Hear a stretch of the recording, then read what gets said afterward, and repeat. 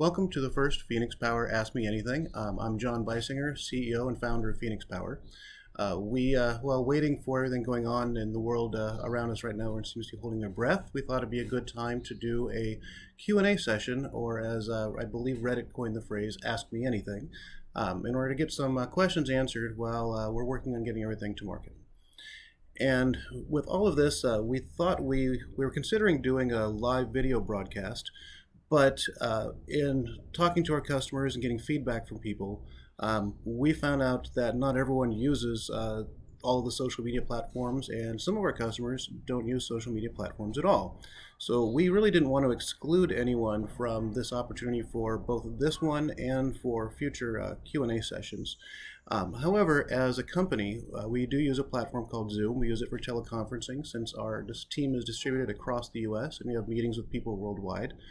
Zoom has the capability to do something called a webinar, which some of you probably heard of, which allows you to do a large group in a moderated setting where you can unlock and lock people's microphones and do more of a classroom type of a setting digitally. But Zoom allows people to dial in with just their telephone, so it doesn't require any web technology or any apps installed on your phone or anything of that sort, although you can. So I think in the future we may try and do that. However, we do want to test this functionality with Zoom, so we're going to go through our Q&As and look at who got the most likes, for example, on Facebook, and questions that were the most useful for others, and invite those people to do a smaller group setting Q&A session with myself and to test out Zoom. Now, a handy feature of this is Zoom actually will allow us to record that session. So don't worry if you're missing out on that session. We will record that whole session and put it up later for everyone to view. So anyway, we will let people know who is involved in that through an individual announcement after this Q&A session is over. And once people get those invitations, we'll work on scheduling. Hopefully sometime in the next week, we will set that up for a more in-depth Q&A. In the meantime, enough with the housekeeping. Actually, one more item. We're all mostly working from home these days. I know I am. A lot of people are with the social distancing. Here I am on our back porch, our lovely screen back porch here in North Carolina, something I'm not too used to. We don't really use or have those up in Washington State, although with as much rain as they get up there, I'm surprised that they don't.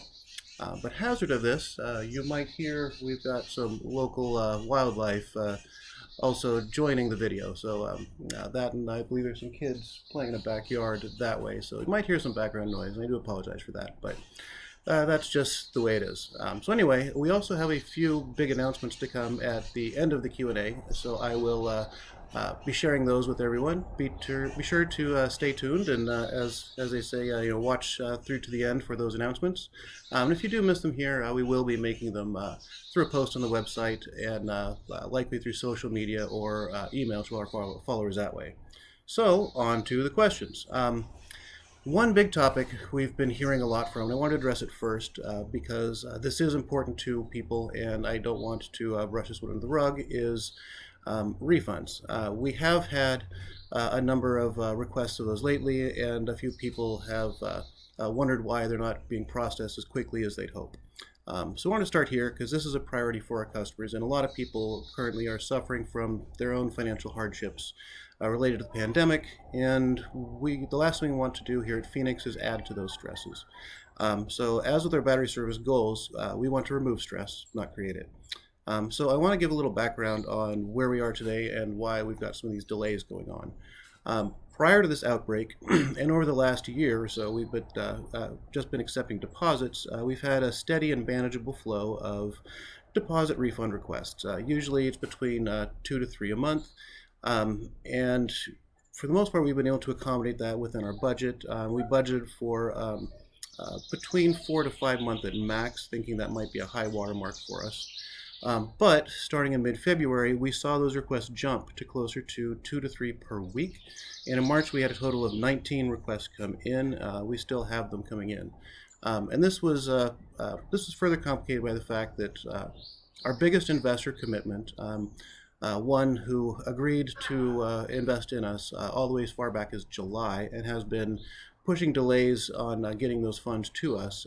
Also got caught up in this paranoia associated with the pandemic. And late February, he backed down on his commitment to us as well.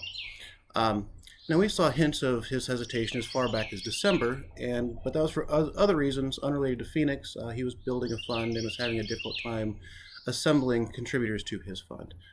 So we were already starting to look for alternate sources for capital, and we were looking to push for a replacement for his contribution again as far back as the end of 2019. Now, around at that same time, we actually had another investor that we were supposed to meet with the day of to sign his investing documentation and proceed with his funding, and that was the week of Christmas. But unfortunately for him, he woke up that morning to find out that a very close family member to him had passed away. And so, with the stress they were under that followed, he had to back out. And this was a bit sad for us. His investment was actually the one we were planning to use to cover the certified pre-owned battery packs that we had just announced there in December from Big Battery. We were planning on using them to acquire these batteries and then turn around and use those for supplying for our customers. So this is the beginning of our delays in getting those packs out to our customers' cars. Unfortunate, but that's what we've been dealing with and working on that, and we are getting through things. And since that time, we've had to make some very hard choices and focus on trimming our expenses, as well as seeking new and more creative sources for capital for the business, especially to get these batteries to customers' cars that you all truly need help quickly. So we're trying to work through as fast as possible. Now this include backing out from our leased commercial space here in Charlotte. Not a choice we wanted to make, but it was a fairly high expense for the business, and with funding being uncertain at that time, it was untenable for us to continue to try and keep that lease. We contacted the property owner and tried to back out of that lease amicably. However, he wanted to protect his rights with regards to that contract, and he proceeded to go ahead and file eviction for us from that property. And such is business, you can't always plan for everything. But in this case, a few folks have gone and searched the business to find out what's going on with us, and I've come across that eviction. So I want to be out there and up front, let people know what that's all about. It's just a price of doing business, and we will get past that. That's not something that's stopping us from doing everything that we want to do. And the eviction filing itself, we find to be a little frustrating. We had actually vacated the premises prior to all of this, so technically it was just an eviction on paper. But again, this is some of the financial constraints we had and we're recovering from that have impacted our refunds. So with that, just like starting a business like this is never easy. Things don't often go as planned, but I've been working on this business officially since 2016, conceptually since about 2012, and I've been dreaming of being involved in an EV or new energy business of some kind as far back as my childhood. I remember watching the oil crisis on TV as a kid and wondering why cars weren't electric all the way back in the 70s. So as a kid, don't quite get how all those stresses work, but this is something that's long been a dream for me. So none of these obstacles or things are going to stop me from getting our products to market and help into your cars that you also desperately need. So what does all this mean for everyone waiting for refunds? Well, if you're following the Ask Me Anything thread on Facebook, you may have noticed that two of our customers, Josh Bark and Helga Morgan, had asked for refunds. And I just point to those as an example. Both of those have been taken care of and satisfied. And so we're still moving forward to process refunds as quickly as we can.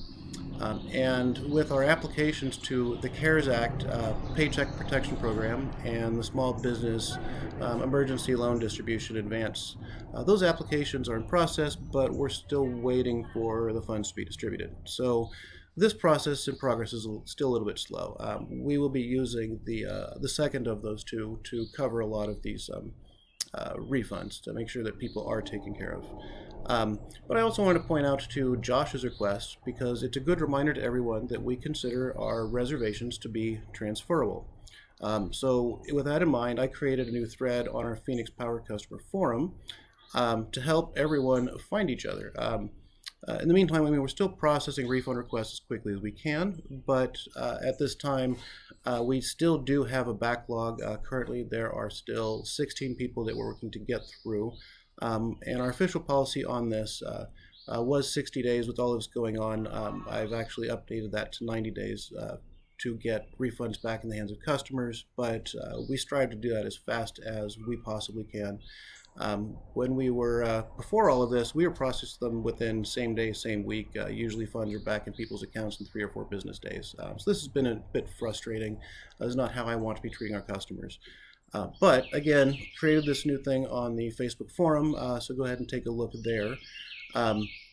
And really, the idea of that is if you're waiting on a refund and we still have customers coming in placing reservations, just like in Josh's case, he posted that he was looking for a refund and someone asked if they could take over his reservation, and those two spoke with each other and agreed to it. And this new customer was quite lucky in Josh's case. He was one of the first 100 customers, and they had a significant discount on the installation cost. So both of them worked out quite happy with that. So take a look there. I've added some information on that thread about what to do if you're one of the people looking to get your refund. There's some instructions on how to handle that, and essentially we wait until the previous deposit holder is satisfied with the transaction and lets us know, and then we will transfer over all of the reservation information to the new holder. So no problem there. Definitely feel free to ask us if you have questions. Happy to help out. But if that's not an option for you and you simply want the refund again, I appreciate your patience, but we are coming to you and we will get to everyone. And finally, one of our most popular questions, the ones with most likes, of course. So actually, let's get on to our actual questions. So one of our most popular questions, and this one received the most likes, of course, this one is about the batteries themselves. And this is both for our certified Nissan replacement packs, as well as the Fēnix packs that we have in development. So let's start with the Nissan packs first. On Facebook, Louis Pulido, pardon me if I got your name pronounced incorrectly, asked, is the 62 kilowatt battery still a go? I believe a good quantity of us wants to have the biggest battery. So of course, yeah, everyone, everyone comes to us, they want to get as big, as much as they can either afford or as much as they can stuff into their car. We completely understand that. And so I wanted to talk about the Nissan packs and how all of that works for this certified pre-owned effort that we're doing. And like Lewis, quite a few people asked about upgrading from 24 kilowatt hours. And most of the other questions related to how the certification and testing and its associated warranty will work. So let's just cover everything about the Nissan pack swaps. So our partner in New Zealand, EVs Enhanced, they have a suite of tools and adapters that will essentially allow you to swap just about any pack between just about any model year of car. And they've got a couple tools that are used to facilitate making those pack swaps easier. So for example, if you've got a 2012 with 24 kilowatt hours and you would like to put a 40 kilowatt hour battery in a car, that requires a physical adapter to put the 40 kilowatt hour battery into the 24 car. And that also requires pairing the battery with the car. Nissan, in its infinite wisdom, has created a lovely little check against essentially like the serial number in the battery pack to make sure that the car is paired with the pack that Nissan provided. Now, once the warranty is expired, of course, Nissan doesn't really want to keep supporting these cars, as you all have found out. But EVs Enhanced has created a tool that you plug into the OBD port underneath the dash, and it allows you to pair the new battery with the car. And so they both think that that's the way the world works, and everything's fine and moves forward. So the short answer is yes, we can absolutely swap larger packs into older cars, and even newer cars if you want a larger pack. However, there's a couple of caveats to this. One, the E Plus, the 62 kilowatt hour battery pack.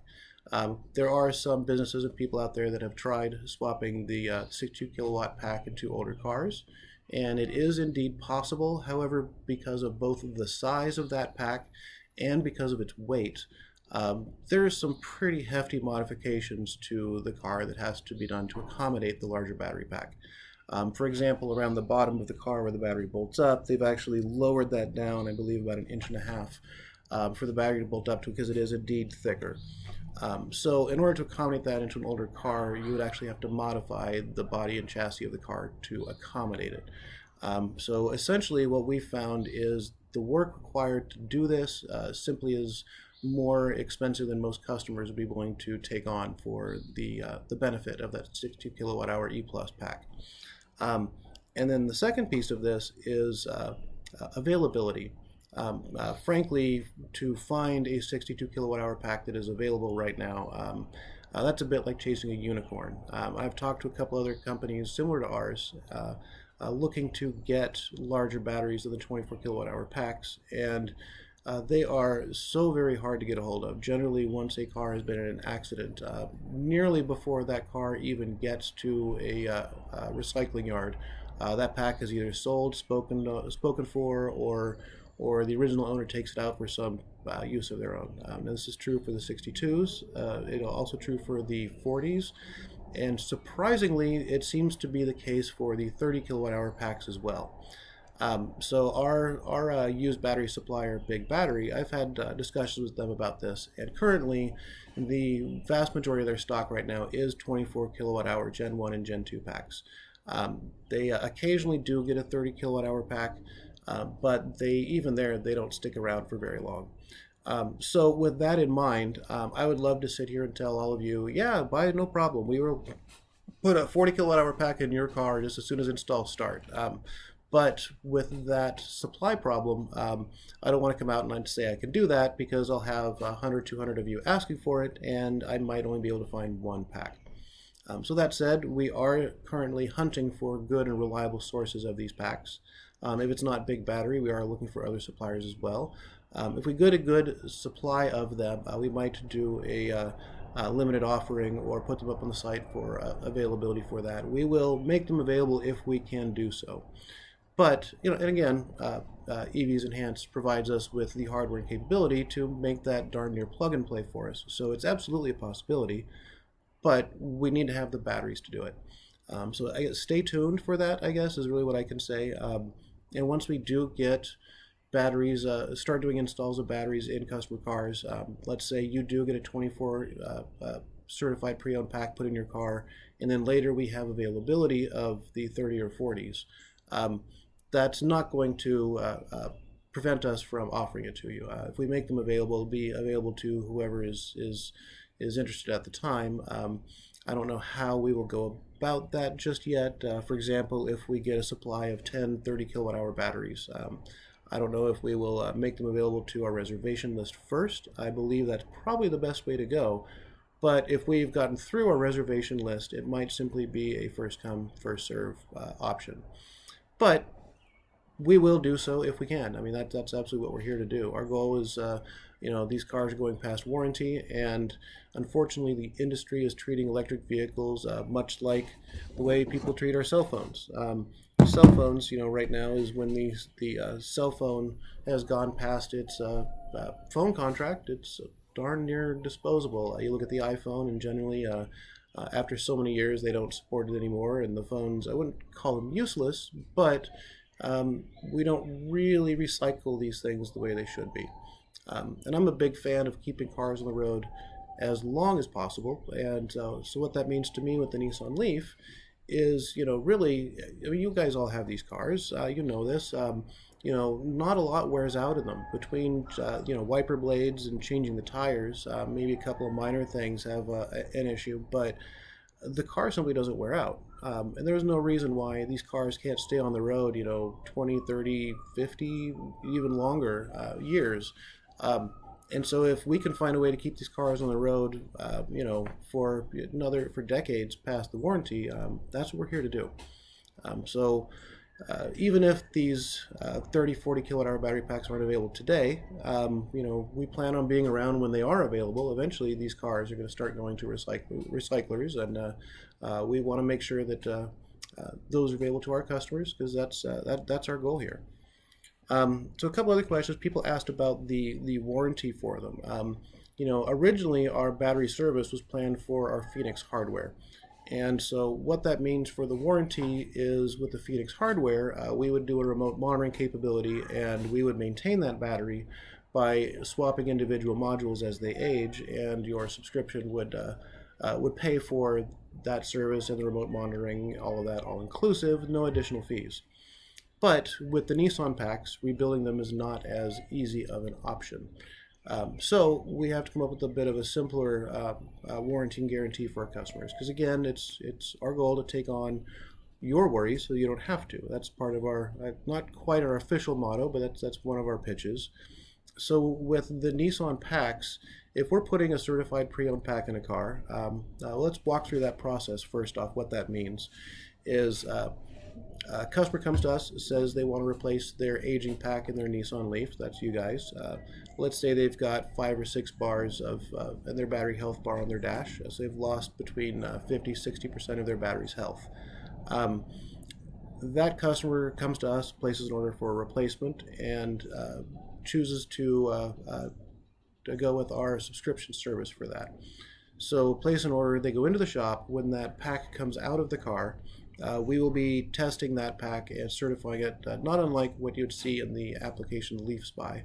But we would pull all the data off of that battery pack and effectively measure its current state of health. And that would be our certification of the state of that battery in the car for our customer. We would then be replacing that with a battery that currently right now we would get from Big Battery. And so how does that selection and testing process work? Essentially, Big Battery has allowed us to go into their facility and their warehouse where they have more than 3,000 Nissan Leaf battery packs. Most of them, again, 24 kilowatt hour packs. But they have given us free rein to go into their facility and go through and test these packs and pick and choose the best performing ones for our customers.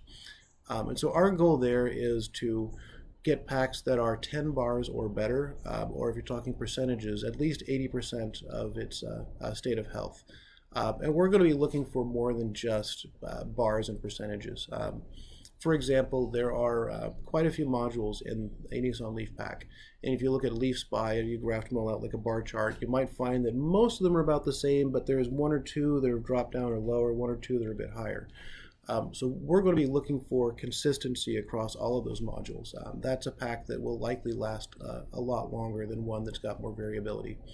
So there's a couple other metrics involved there, but that's what we're looking for in these replacement packs. And what we will do with these is ship those out to our installer. The installer would then put those into our customer car.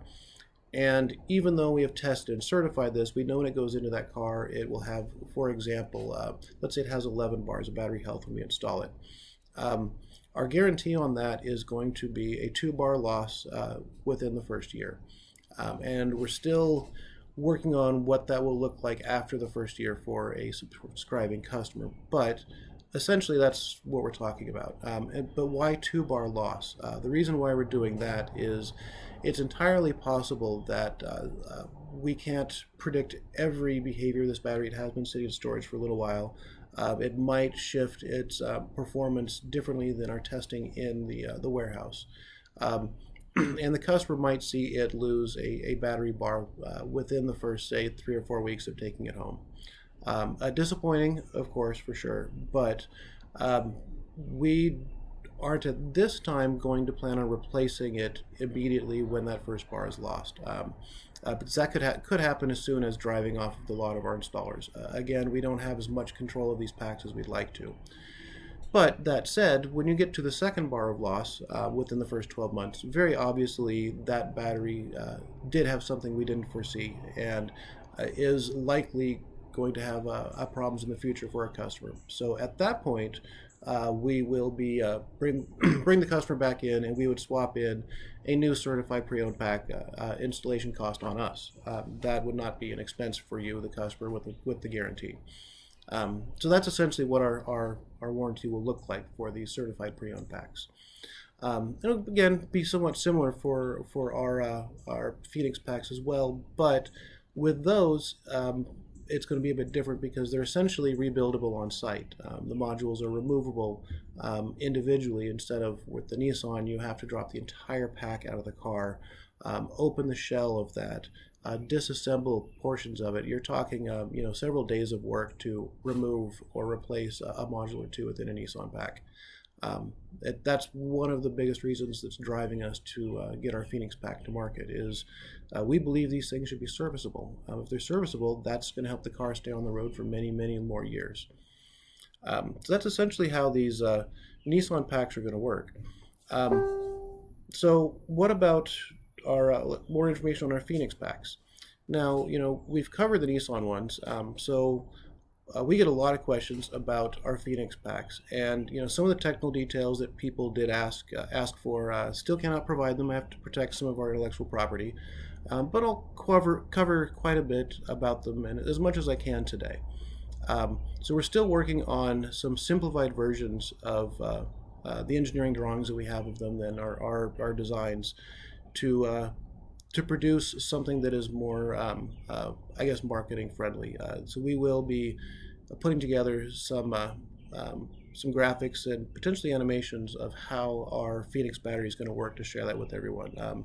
We decided that we were going to wait till we had all our ducks in a row to share that and bring it to market, but with the delays, we've decided to change that policy a bit. I think it's time you guys have waited long enough, so we're going to put together so that you can see what the future of Fēnix batteries looks like. So a couple of basic questions. First, since people ask a lot of questions about these, are the Fēnix batteries still coming with the delays and funding challenges? Yes, absolutely they are. I'm not going to stop till those are in production. And people have asked, am I going to have to pay an installation fee twice? So what I mean by that is, let's say you get a certified pre-owned Nissan pack and you're a subscriber, and the Fēnix packs come out and you're ready to swap. You're going to have to pay that install fee a second time.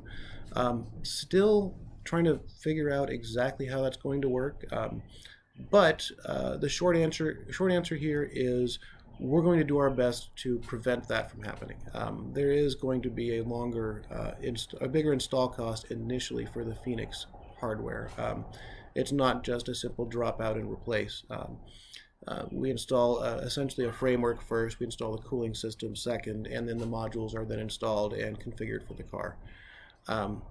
But we're going to keep that cost as low and as consumer friendly as possible. We think we can do it, but we might end up restructuring how some of the monthly subscription costs work for the first year or so, or something like that, to cover that install cost. But we're going to try to keep that second installation fee as little as possible. People also ask, okay, so how big is the pack? There's a couple questions on that, is both physical size and kilowatt hours. So at this time, with the 2170 cells that we're doing development on, a conservative estimate for the kilowatt hour sizing for the Nissan Leaf in the stock battery location is north of the 50 kilowatt hour mark. I actually think I have to go back and look at our engineering on that. It might be 55, but these are purposely using the 2170 format cells, so this will be the initial product launch sizing. As you know, for some of you that follow technology, like the 18650 cells that Tesla uses, over time the energy density in those does go up. So you might find that initially the Fēnix modules in a car, when they first start going into installation, will be say 55 kilowatt hours. Well, in the year or two that follows, we might see that closer to 65 or 70. But I don't want to overpromise, and overcommit to something that I cannot see into the future yet. But I can say it will be north of 50 kilowatt hours. I can say. And again, people, a big one everyone asks for, especially if you know anything about Nissan Leafs, is the thermal management. Will it include thermal management? Two answers to this. The answer is yes, obviously is yes to both, but there's two components for our design for the thermal management.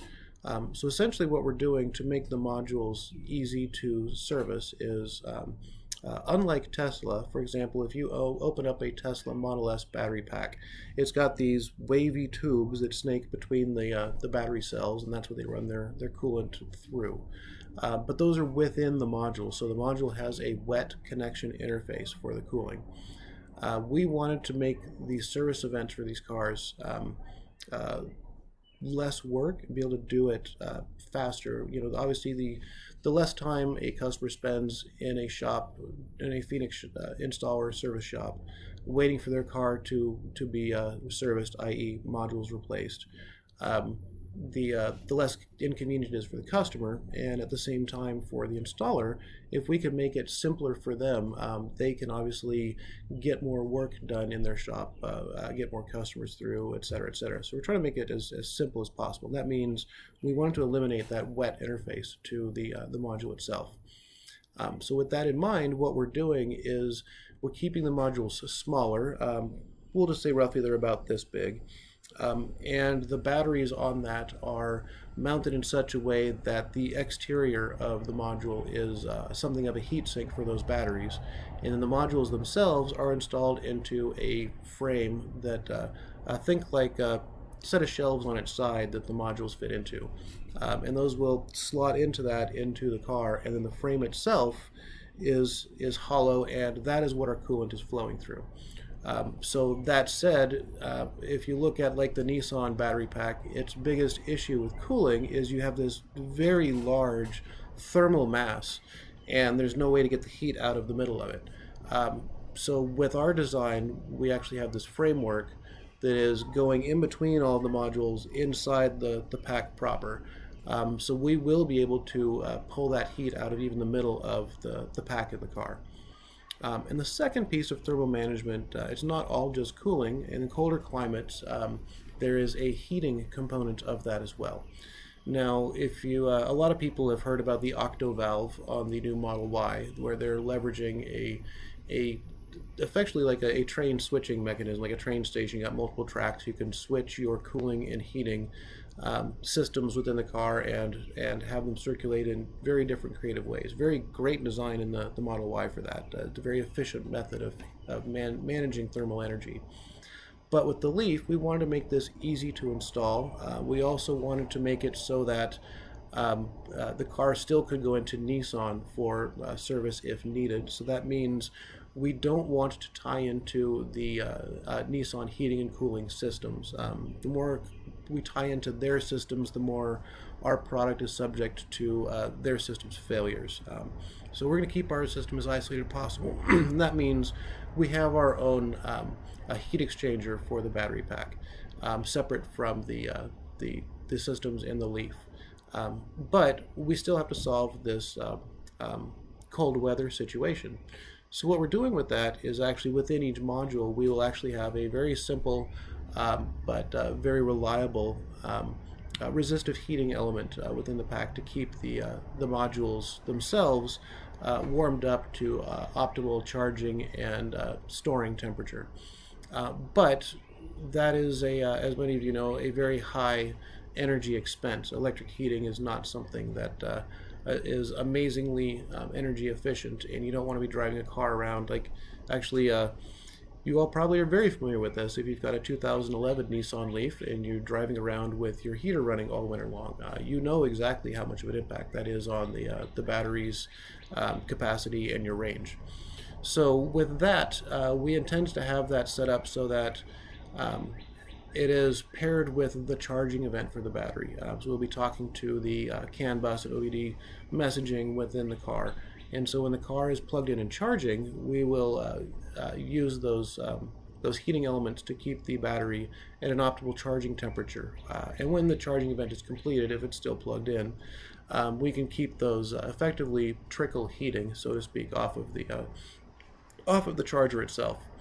Now, we are considering giving the customer the option to opt into using that when they're not plugged in and charging. For example, a very cold weather climate, if you know you're going to be parked at work for a long period of time, and you know that, for example, your commute is, say, 10 miles, your car has a range of 80 miles.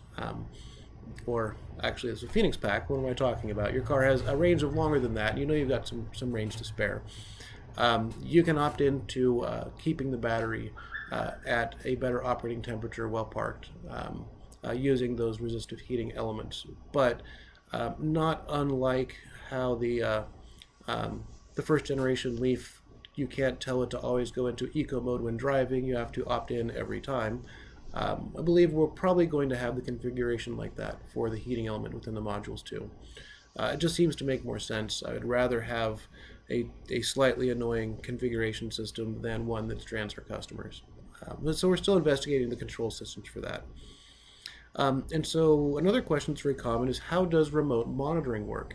Well, I spent 20 years in the wireless arena, a network engineer for AT&T Labs, helped deploy 2.5G all the way through 4G and early fifth generation wireless technologies. This is core network engineering, so the backbone, as well as working with some of the major device manufacturers. Early on, Apple before the iPhone deployed, BlackBerry, RIM, I worked with their engineers. Even worked with GM and OnStar in their cars and their backhaul. And so we've looked into a lot of different ways to do the backhaul components for the monitoring for the battery packs. And one thing we really want to avoid is a big brother kind of situation. We're not going to have a big database where we track all our customers' cars' whereabouts, what they're doing, all of that type of stuff. But likely what will happen is when the car is plugged in at a charging event, it will do a phone home and data dump at that time. Keeps the energy use of the wireless transmission pretty minimal, and we're also looking at some of the charging vendors have the ability to use the charging connection for a data transmission. So we're considering doing a wired connection for when you're plugged in as well, but that would require a Fēnix branded or a Fēnix partner company charger in your home. So because of that, we're very likely just going to keep it with the wireless backhaul and just do that on an interim basis and do a catch up from the last syncing event. And so also people often ask, how are we going to keep the Fēnix batteries operating at peak capacity? Well, not unlike a lot of EVs as a whole, where the dash display of what they display as is full generally has a little bit of a buffer. The Volt is a car that does this. Generally, people don't see the degradation within that display simply because there is a buffer built into the actual capacity and what the display is displaying. We're essentially going to do that within each module individually itself. So there will be a small buffer within each module. And that will allow us to keep that degradation a bit hidden from the customer. So you will essentially see 12 bars on the dash pretty much all the time when you've got Fēnix modules installed in the car. But a little bit of a caveat to that is, at some point, for example, a lot of fast charging, a lot of long distance driving, there will be some modules that will need to be replaced, and that's the serviceability portion of our subscription. Is we will notify you it is time to get into a Fēnix service center and have your modules serviced. And so when you go in, we will essentially be flagging the modules a couple of different ways to trigger a service event.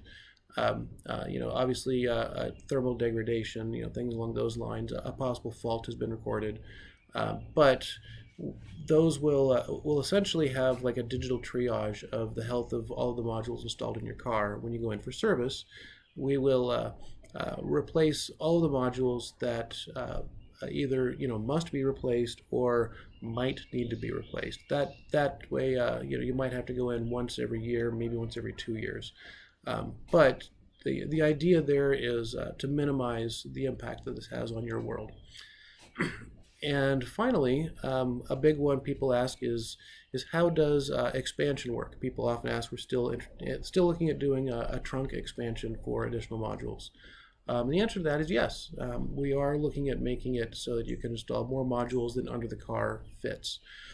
Before we brought the Leaf product to market that you all, or to deposits that you all have seen and are following, we originally looked at doing a trunk-only product and not doing under the car. And because we're doing this module scenario for the design of it, essentially what you would do is you would install a tray into the back of your car, and then there are modules that would stack onto that and attach to the tray in such a way that they're fastened down. And then that way you could use this expansion for a road trip on a weekend to go on a little mini vacation, and then when it's back to the work week, you would take those modules out of the car. And that way you're not really stuck with a battery full or a trunk full of batteries at all times. Not a bad way to go. That's really the flexibility is what we're talking about here, but the expanding capability also does extend to underneath the car. And this is why we are not releasing official pricing for what the subscription cost will be for the Fēnix batteries. And why it's set up that way is, again, if we have the capability to put 50 to 55 kilowatt hours underneath your car, not everyone is going to want to pay the higher cost to get that if they say only need the equivalent of 30 to 40 kilowatt hours for their daily driving. So you could install only 30 to 40 kilowatt hours of modules underneath the car, and that would leave space under the car for expansion later if, for example, you switch jobs and your commute changes, if your life changes. And that goes both ways. So if you're subscribed to 50 kilowatt hours and you get a job and now your commute is only 10 miles, perhaps you want to trim your budget a little bit and reduce your car down to 35 kilowatt hours instead of 50. So we want to provide that flexibility, and our service centers and install partners will be able to manage that for you. So you would be able to call them up, or hopefully you'll go on your app and say, I'd like to change my subscription. You simply go by one of those centers and they would install or remove the modules as required. And this is also a great time to segue into our Fēnix design for Fēnix home storage. The reason why home storage is an important part of this conversation is, remember that frame that is underneath the car that the modules install into? We're essentially going to do the same thing for our home product, but at this time the shelf will look more like a shelf, like the Powerwall from Tesla. It will, you'd mount this to a wall and then the modules would slot into it horizontally. In this way, if you had the trunk expansion, you could take the modules out of your car and install them into your home. And then you've got backup power in your home, and these modules are not just sitting on a charger being ignored. You're getting actual use out of them. In the same way, if you needed more energy in your car, you could take them out of your home and put it in your car for your weekend trip. So again, it's this flexibility we're trying to drive with our product. This is our goal is a universal energy storage device that can apply to a lot of different scenarios. For example, we are looking into the idea of adapting our modules to electric lawnmowers. So wouldn't it be great if you went into the garage and, not unlike your Ryobi drill, you could take batteries out of your home's energy storage system and drop one of those on your lawnmower, go mow the lawn, come back, and when it's not mowing your lawn, it's backup power for your house. So that's essentially where we are with the home storage for that. Trying to keep it as flexible as possible. And one thing that is a big part, actually this is one of the announcements we have for the end of our video, I'm going to jump into it a little bit early since we're talking about home storage, is essentially shortly after we post this video, we're actually going to be adding Nissan module-based home storage products to our store.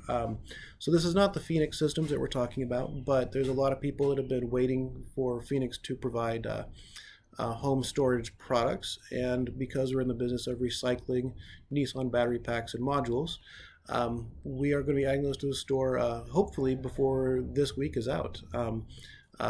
And unlike the delays for installation and all that we've had going on before, once they're in the store, they're available for order and shipping immediately. So we're really close to that. We're really happy about that. And let me just check, see where I am here. Yes, okay. So watch for those. Once they are up on the store, we'll make an announcement on the news site. We'll post it on the website. You'll see it in social and email for our followers there as well. You'll get more details about our home storage products, product photos, things of that sort. One of the questions we got in the Q&A was Paul McGibney said, will your batteries work with solar? And do we have a tool to size things for a solar array? So at this time, no, we don't have a tool for sizing yet. But these, the ones that are adding to the site right now, these are 48-volt storage systems based on Nissan modules with their own BMS designed specifically for Nissan modules. And they'll be compatible with most home solar systems. They'll likely need to be paired with a solar charge controller And we'll be putting together sizing recommendations for our customers in the coming weeks, as well as working to find some solar installation and service partners for local installation and support for our customers. So since we're not there yet, and this is a sudden announcement, consider our solar, or our newly arriving home storage systems that are going on the website to be something of a do-it-yourself product. So if you already set up with solar, and you have, if you already have a system set up and you're ready to plug storage into it, you should be all set. And we did have a few other battery and battery tech related questions. Like we got one from Andrew Heinrichs. He asked about his 2017 Hyundai Ioniq. He wanted to know if we are going to be expanding into the Hyundai arena. Well, Andrew, our goal actually with our Fēnix design packs, and part of the reason for our module sizing and the goal of a modular system is we intend to do this for as many EV makes and models as possible. This is not just a Nissan Leaf effort that Fēnix is doing. So once we get to market with our Fēnix system in the Nissan Leaf, our Fēnix modules will be adapted and designed for other EVs. In fact, it's one of my goals to get a Model S into our development lab and start tearing into that and adapting our Fēnix batteries for a Tesla Model S.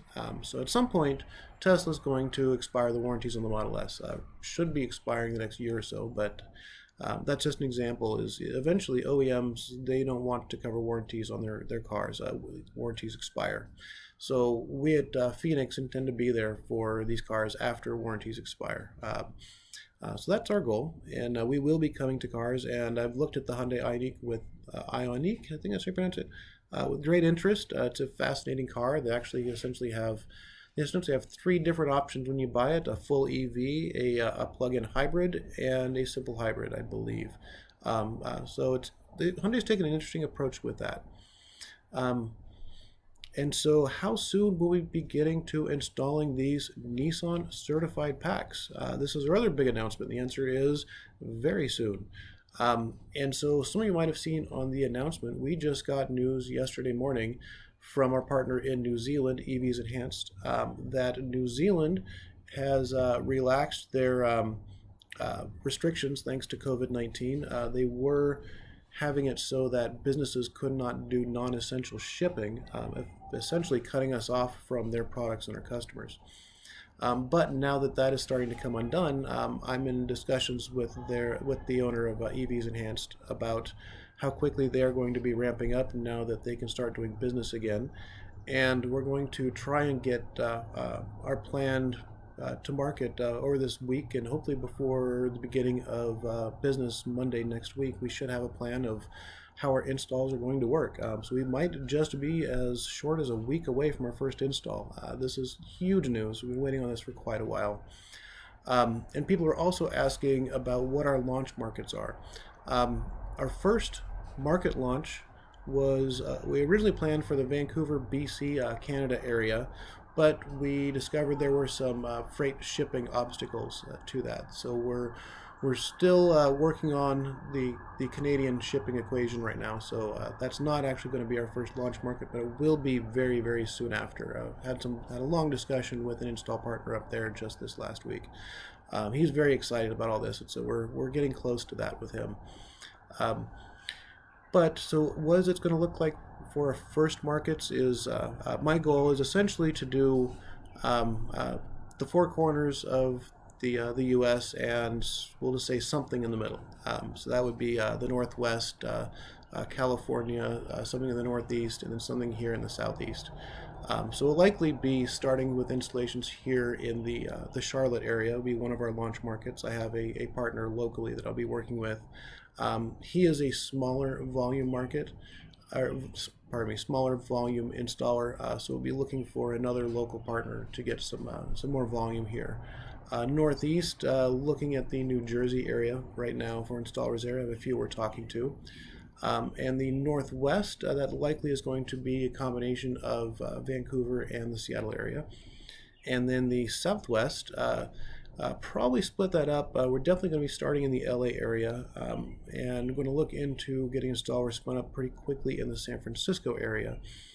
So when we get all of these things sorted out, again, looking like within this week or possibly the week after, we're going to be starting on installs, and it's going to start moving really, really quickly. And something to keep in mind is, now we've got over 650 reservations. This is not a linear expansion for us. Our supplier, again, Big Battery, has thousands of these batteries ready and waiting to go.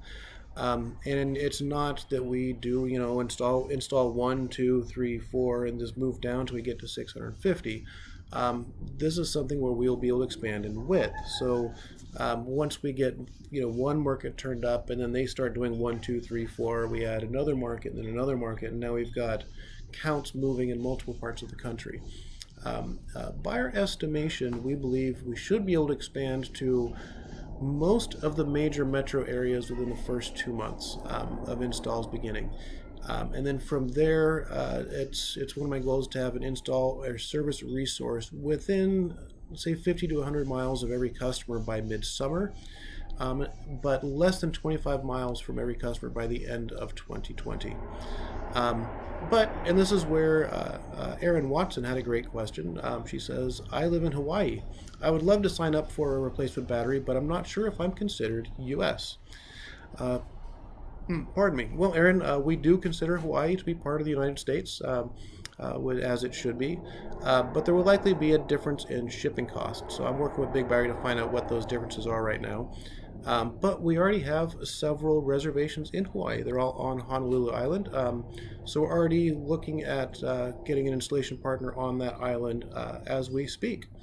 But I will reach out to you individually and find out where you are and get more information to you very soon. So we'll get that taken care of for you.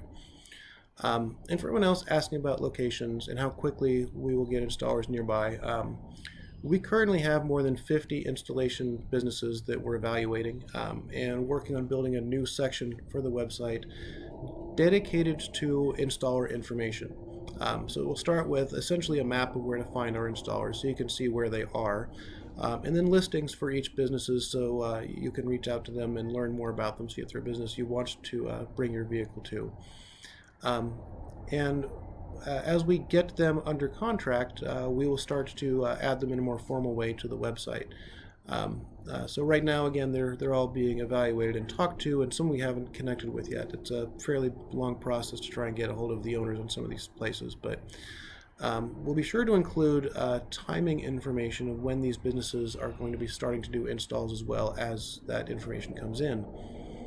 And very importantly, we're actually going to be including the ability to review your experience with our installation partners, both via the website as well as after you've had an install or a service event. You'll get an emailed survey to you, so you can provide feedback on how your experience was.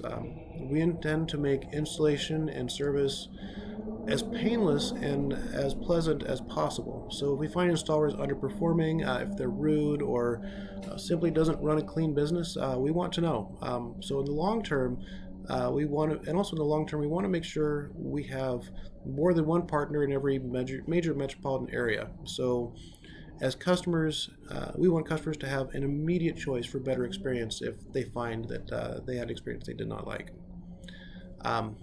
So Glenn Chung asks, so hello, John. Thank you for planning this great service.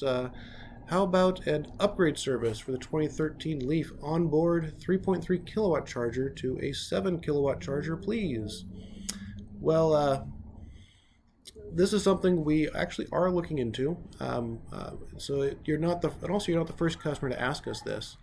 Though Fēnix is a battery-focused business, our installation partners do quite a bit more work than simply replacing batteries. That's what they're going to be partnered with us for, but of course there's other work that they do. These are automotive service businesses. And we also know that the internal combustion-related automotive work is going to start to fade away someday. So it's one of our goals to be able to enable our partners to sustain the transition to a world full of EVs. So we've got a plan. So our installation partners, we plan on putting together a forum that they will have access to. And essentially what that's going to be is a way for all of these auto service businesses can share information with each other. When they encounter something unique, they can go on there and see if someone else has had the same problem or get a recommendation. Perhaps they're working on, for example, these chargers, and they're unsure if they can just swap the hardware from different model years or what have you.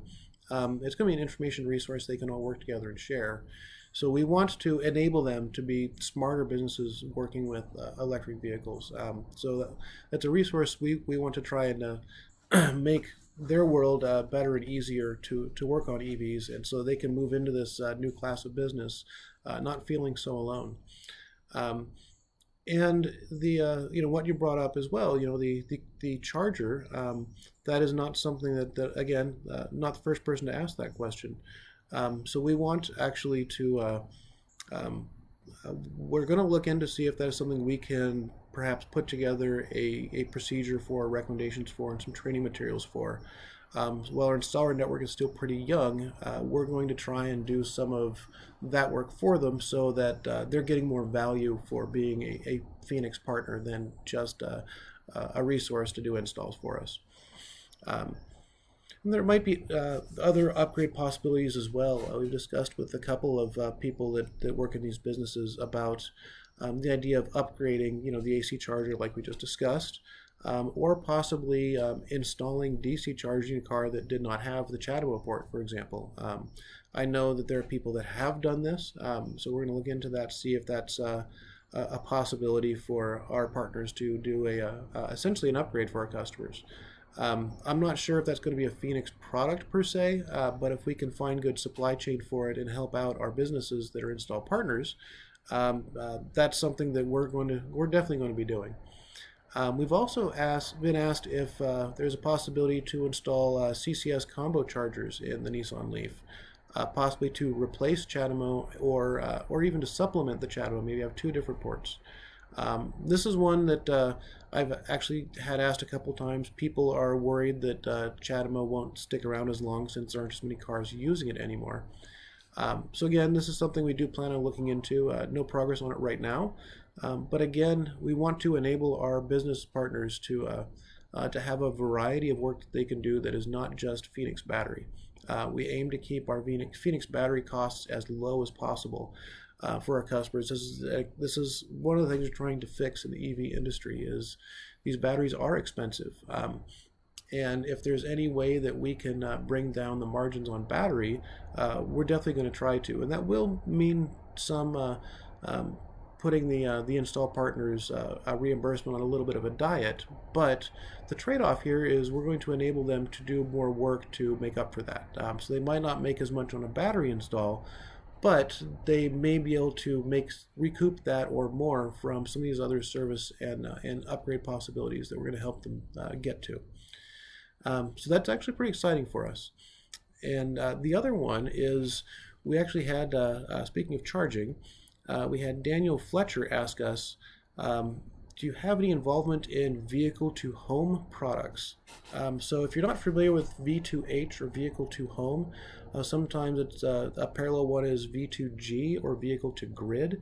What this means is essentially you turn the car into the backup battery for the house or the backup battery for your local power grid. And the answer to that is yes. We actually have a partner in the Midwest that we're working with. It is they themselves are a partnership between a business and a Midwest school. They're working on V2G and V2H solutions specifically with the Nissan Leaf. And so I can't say who they are yet because they actually have us under NDA, so I can't talk about them too much. But they are specifically working with the Nissan Leafs, and they'll be testing both with Nissan packs as well as our Fēnix packs when we get closer to being able to test them with that. So yes, that is coming. And also with our home battery products as it is, here's an example of how having a larger battery array in your home can help you with your EV. Is you can actually charge the vehicle off the array, and if you keep everything DC, so battery to battery, you can actually charge at a faster rate than you can doing an AC charger. So it might eventually mean the ability to do CHAdeMO charging at home. Now we're not talking about like megawatt levels of battery or of charging, but definitely could be such that you could go home, drop off some groceries, and have your car gain a good chunk of charge while you're home off of your batteries in your home. So this is a technology we're definitely excited about and are definitely working on for our Fēnix battery solution. So let's see, where are we here as far as questions go? So Mark Minotti asks, can you include the option for install shops to provide discounted tow service? My 5-bar 2011 is only good for 30 miles. Nashville is 65 miles, and Louisville is 115 miles for me. So, well, Mark, we don't have anything set up in place just yet, but I will look into this. This is something we're already considering for our Fēnix pack with a subscription service in the long run, but we simply haven't gotten to it yet. However, since we are starting installs, I will start to look into this sooner. Perhaps we can get a partnership with AAA for discounted towing with our Fēnix customers, maybe in exchange for some advertising for them. I'm not sure, but I will find out. If we can do that for you, we will certainly try to do so.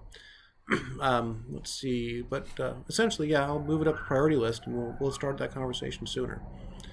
And so in the last question, this one is also from Daniel Fletcher. He says, Fēnix Power seems to be very top-heavy in management. Please explain how this will not impact any chance of this being a long-term company, making it favorable to do business with. Well, that's actually a fairly fair question, Daniel. I know on the website, for the most part, we are listing the executive team for the business. And that team was not the entirety of Fēnix Power itself. We've had as many as 11 people working for Fēnix. Currently, we're operating with 6 after adjusting for recent budget constraints. So our number has gone up and down. And there are some on the leadership team who actually have part of the company, and there are others who will shift their responsibilities to a lower level of engagement after we close on some upcoming funding solutions. So to answer your question, I think we already are demonstrating that the phrase top-heavy doesn't always describe our org chart. It's fair to say Fēnix itself won't be limited to a single business either. As we shift from pre-market to installations and into retail sales, Fēnix is expanding to include a variety of categories of business partnerships, local reps, and within 2020, we also have plans to build a subsidiary business under the Fēnix brand. We'll discuss more on that later. That too, a little bit of a secret surprise, but I've got a lot going on. But if everything goes well in 2020, you might see our full-time headcount around 50 employees. We plan to deliver post-warranty battery products for as many vehicles, makes, and models, as well as other products that could benefit from them, such as the lawnmower that I mentioned previously. So essentially, the business is actually going to stay fairly flexible in the near term, and in the long term, I don't think top-heavy is really going to be an issue for us. So to bring this Ask Me Anything to a conclusion, I mentioned sharing some big news announcements today, and so here they are. So first, I do have to apologize. It seems that with the kids doing homeschooling on a weeknight doesn't specifically mean that they're all that quiet this time of night. So I hope we're okay with the background noise there. So anyway, back to the video. So first, I shared when discussing batteries, we're no longer held up by New Zealand's policies. That was our first big announcement. We're going to be starting to do installs right away, and I should have a clear picture of our rollout schedule and how this is going to work, hopefully by the start of business this coming Monday. So I'll be working on it the rest of the week and through the weekend, and hopefully less than a week from now we should have a clear idea of what this means. We're also launching our Nissan module fixed storage products. That's what I just talked about earlier. They will be set up and on the site, and you'll see an announcement for that right away. The $100 deposits prepaid that people already put down for home storage will apply to these sales. So if you are among those that paid a deposit, watch for an email very soon, hopefully tonight or tomorrow, that will provide you with a unique discount code to apply your deposit to an actual purchase. And finally, I want to have a quick discussion about how to get installs moving when the capital side of the equation has stalled, um, thanks to the pandemic. This is one of our biggest challenges. Is we thought we would actually have more cash on hand when we started installs, especially with the CPO, the certified pre-owned packs. So how this is going to work? We're going to start to. I think what we're going to do is going to reach out to customers interested in cash-only sales first. I know a lot of people that were hoping to get the subscription and budget-friendly version out first. But I think I'd have to stop that for a moment. I don't know how far back this was and shut off.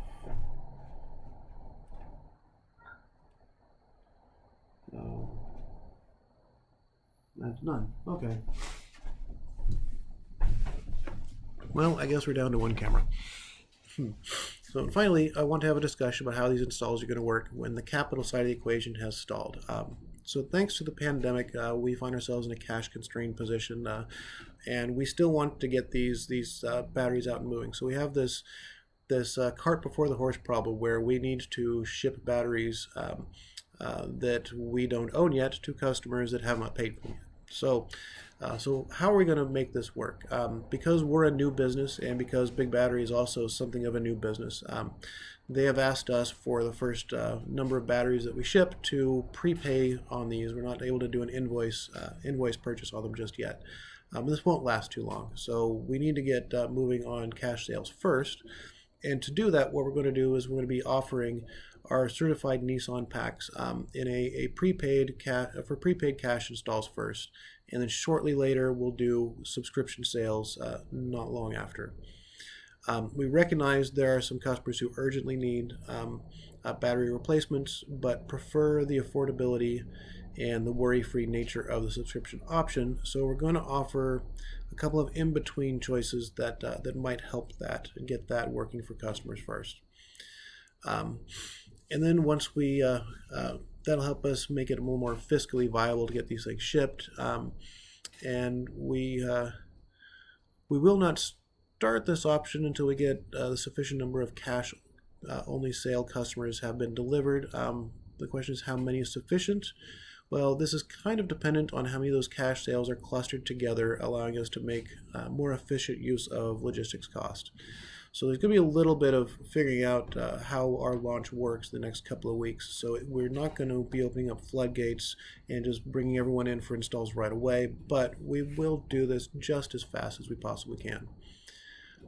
So how we think this is going to work, we're run a couple of so-called spreadsheet simulations, but here's how I think it's going to work. Is we'll start with cash sales, and right now the pricing on that is essentially $1,500 for the install, of course minus any discounts from reservations, and then $2,000 for the pack plus tax, etc. Those customers will get priority for installs initially. We'll get some of those shipped out and get those in customer vehicles, and that will allow us to get moving with our installation customers, and it depends on how many people opt into that choice or not. And these cash-only install customers will have an option to do essentially something similar to our subscription, but the subscription pricing won't be closer to a lease. It'll be closer to, as I've discussed elsewhere, kind of like a Netflix pricing. I need to figure out exactly what those monthlies will be, but that's, again, something we should have sorted within the next week or so before people even opt into making those cash purchases. We'll have that answer ready for you. And then the in-between option is essentially going to be one of these two choices. The first one would be, again, $1,500 for install, and then we'll ask for a $500 upfront payment, but that will be in lieu of the first 6 months of subscription payments. So essentially time shifting those subscription payments so that we can get these batteries in motion and moving out in an affordable way for you and for us. Or the second option is similar, $1,500 for the install, and then a $1,000 upfront payment, and with that the subscription starts on month 13. So Those numbers aren't exactly perfect yet. I'm going to be getting those all detailed and ready to go. So when this all comes out, it'll all be itemized and clear and more understandable. But essentially, what we're going to do is time shift a certain number of your monthly payments, so that we can get the battery shipped from Big Battery, so we can get the subscription program started, but doing it in a more affordable way.